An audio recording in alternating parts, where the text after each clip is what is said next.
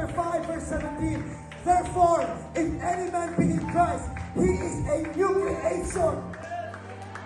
All things are passed away. Behold, everything becomes new. Ang sino man na kay Kristo, ang kanyang nakaraan ay wala na. Kaya tawag na Panginoon ang ating mga nakaraan. Amen.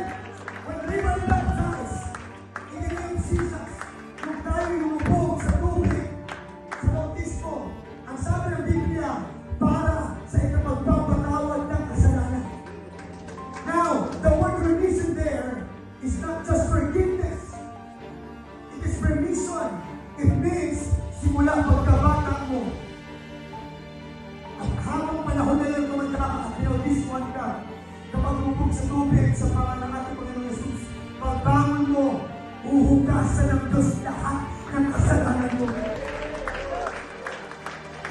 Kasalanan ang mga tinago mo, kasalanan hindi alam ng iba, pero alam ng Diyos, kayang patawarin ng ating Panginoon. Walang kasalanan hindi kayang patawarin ng ating Diyos.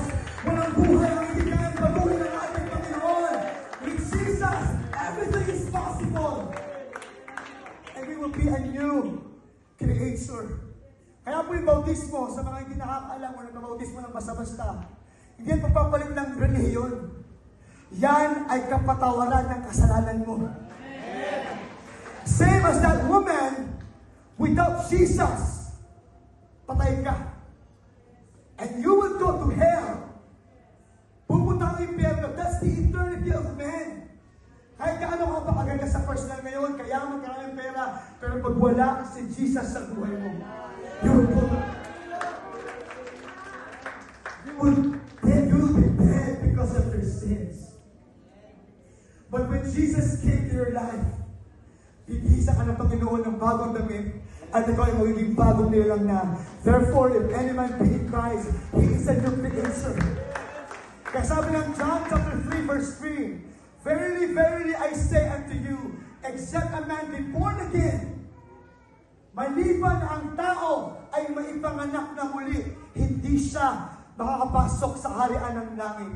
Sa verse 5, maliban ang tao ay ipanganak sa tubig at sa Espiritu, hindi siya makakapasok sa harian ng ating Panginoon. So yung bautismo at pagtanggap ng Holy Ghost, ito po ay pagsuot ng ating Panginoon.